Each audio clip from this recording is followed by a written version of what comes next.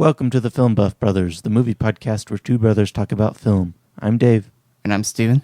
You can check out our website at filmbuffbrothers.com. We are also on Facebook and Google+, and you can find us on Twitter at FBB Podcasts.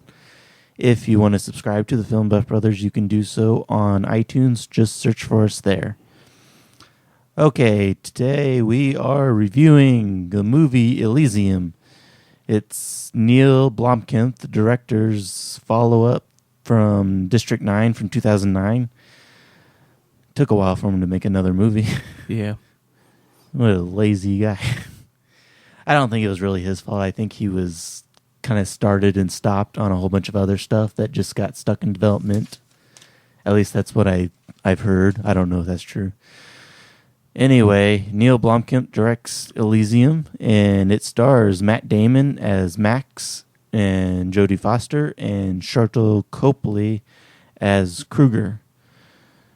Set in the year 2154, the very wealthy live on a man-made space station while the rest of the population resides on a ruined Earth. A man takes on a mission that could bring equality to the polarized worlds. What did you think of Elysium? It was very political. Yeah. I expected that. I didn't really mind the political stuff in it. I didn't necessarily disagree with any of the political stuff in it. It definitely gets into the main two ones it really gets into is immigration. Yeah. Yeah, and healthcare. Which that's one of the things that's kind of weird. Like, so in Elysium they have this machine. It heals anything. Yeah. Like at the touch of a button. I mean, and the poor people on Earth can't use it. Why? Yeah, I mean, I don't know. Yeah. Rich people are selfish, I guess. Yeah. I guess that's what they're trying to say in the movie.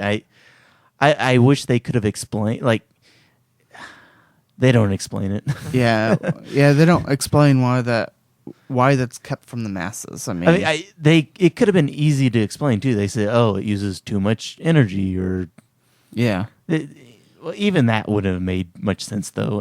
I don't know. Yeah. And I'm kind of annoyed, but I don't necessarily disagree with the politics in this, but it doesn't really offer any solutions. No. So I don't even know if I really agree with what the director's trying to go for. I guess he's trying to go for socialism or probably almost communism, but considering he's from South Africa, that might not be hard to say that that's true. Yeah. I don't know. Yeah, I mean, yeah. I don't want to get too political with it, but you have to, because it's a political movie. Yeah. You can't get around it. Yeah, it's there, so. I mean, as libertarians, I don't think, kind of libertarians, not libertarians as in libertarians, not the Libertarian Party, because we don't like the Libertarian Party because they suck. But as libertarians, I would say that some of the movie's a little misleading, although it doesn't, like I said, it doesn't really offer any solutions, so I don't know if I really disagree with it or not. No, I mean, I know Neil Blomkamp, I saw a thing in an interview where someone asked him, does he really think that the future is going to be like this?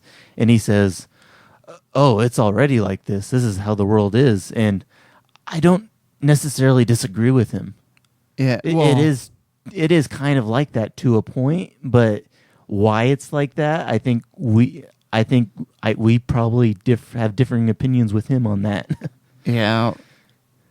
Yeah, he probably thinks it's because the rich are enforcing that and we're more... Well, I mean, that's kind of true to a point, but I mean, they're using the government to enforce it. And yeah. I think with something that he tapped into in this movie that I kind of like, that doesn't really come out and say it, and I don't think I think he just does it by accident. I don't think he even meant for this.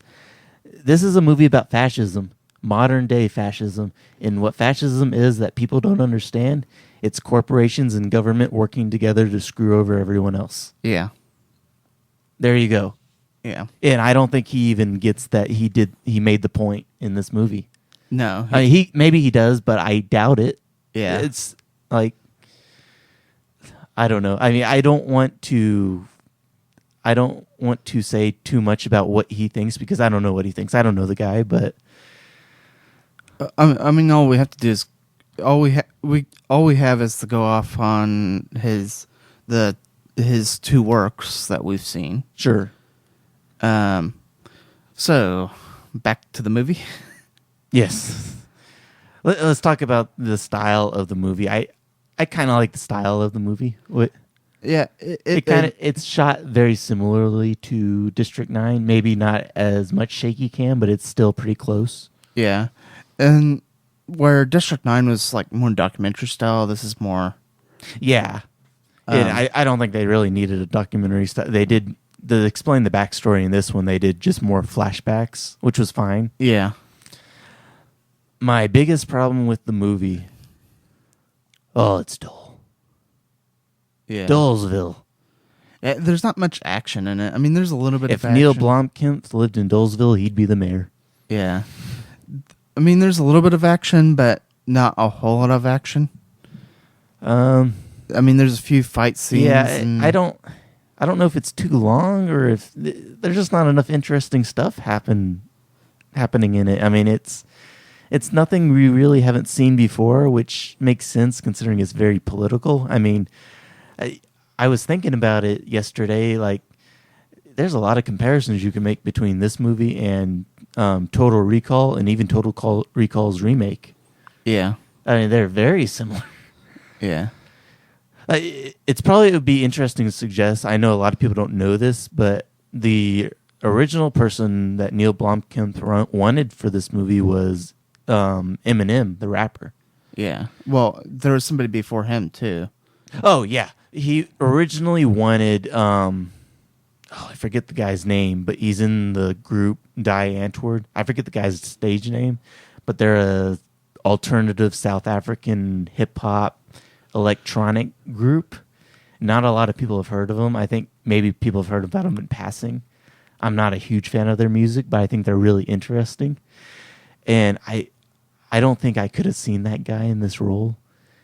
I think I definitely could have seen Eminem more. I mean, I don't know much about the guy in Die Antwoord very much, but I know that Neil Blomkamp wanted him, but I guess he didn't want to do a big blockbuster Hollywood movie. Yeah. His second choice was Eminem, which I actually could have seen pretty easily because you kind of see, even though this would have been Eminem's first movie in almost 10 years, Eminem in 8 Mile, you can kind of see him pulling off the blue collar guy really, really well, and that's basically what the character is here. Well, the beginning part of it was probably a lot like 8 Mile. Like what? Kind of like 8 Mile. I mean, yeah, him working in the factory and even doing the press thing. Yeah, I noticed that very right away. Eminem probably would have had to bulk up a little bit. I mean, Matt Damon's obviously a bigger dude than Eminem. Yeah. Eminem's not in horrible shape, but he's definitely a really skinny guy. I guess the reason Eminem didn't want to do it because they decided not to film it in Detroit for whatever reason. I'm not sure what the reason was behind not wanting to. I don't know if it's just too much taxes or what. I think they ended up filming most of it in Mexico, and I forget what the other place was. I think some of it was filmed in LA, but maybe.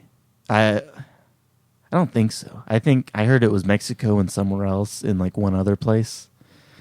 I don't know if it was just cheaper or what. Anyway, it's really dull. I like the style of it. I like that Matt Damon shaved his head for it. I like the bald cyberpunk look. This is definitely a cyberpunk movie. Probably more cyberpunk than sci-fi. Yeah. At least straight up sci-fi. It's definitely more Uh, I mean, of course, cyberpunk is kind of sci-fi, although we're kind of at that point now where cyberpunk really isn't sci-fi anymore. Well, I mean, it's a very big subgenre of sci-fi. I mean, Yeah. So, what did you think overall of Elysium? it looked good, but I mean, it took a while. Just not much happens in it. It's kind of boring. Yeah. It's not. District 9 had a way more going on in it, and well, it didn't have way more going on, but there was just something about District 9 that made District 9 come off way better. Well, the parts I mean, in District 9, what's happening is interesting. Uh-huh. In Elysium, what's happening, we've seen it before. Yeah, it's District 9 definitely has a bit more of a more original plot. Yeah. Like I said, Elysium's a lot like Total Recall in a lot of ways. Not with the just with the blue collar guy working at the thing, and then there's this separation between classes. And anyway, speaking of District 9, which starred Sharlto Copley, he's back here in Elysium since him and Neil Blomkamp are really good friends, and he plays kind of the bad guy named Kruger. Yeah, and what did you think of his character? Interesting. I really liked him. He definitely bulked up for the role and got himself, like, I think most people wouldn't even recognize him from District 9. I didn't. He had a beard. I mean, he grew a... Yeah, he kind of looks like a South African Chuck Norris. Yeah, he grew a beard and such. I mean, he must up. have put on like 20 pounds of muscle or something. Yeah. He was really skinny in District 9. In this one, he's like kind of hulking. Yeah. And he plays a maniac. I really liked him in it, and I think the name Kruger it's a park or a lake or something in South Africa. I think that's where that comes from. I'm not sure. Anyway, so overall, pretty good style and everything. Just kind of suffers in it's. Oh, let's just go complete cliche and say style over substance. Yeah. Okay. So, what would you give Elysium out of 5 stars? I'm gonna go 3. Did I steal your rating? I was gonna give it 3, and I'm still gonna give it 3 because that's my rating. You need to stop copying me. Are you psychic? Yes, I'm psychic. I don't believe you. So Steven gives it 3, and Dave gives it 3. So Elysium, it's not bad, not great, very mediocre, I would say. How would you compare it to Wolverine, which is another movie we reviewed not that long ago? I actually found. I mean, they were both. I mean, they both looked real well, good, and they both. I kind of liked Wolverine a bit more. Yeah, I kind of like Wolverine a tad more. Even though I'm kind of giving them the same rating. Yeah. Actually, I gave Wolverine 3.5. You gave Wolverine 3, didn't you? I think that was last week, so I don't remember. You're a horrible rater. Yeah. I don't mean the football team. You're a horrible Raiders defensive back. Okay, Elysium, pretty good, not great. Well, not even pretty good. It just is. I don't know. That's all I can really say about it. I like the look of it and everything, but at the end of the day, there's not enough plot. Well, there's plenty of plot. There's not enough interesting story. Yeah. Okay, that's our Elysium review. Thanks for listening.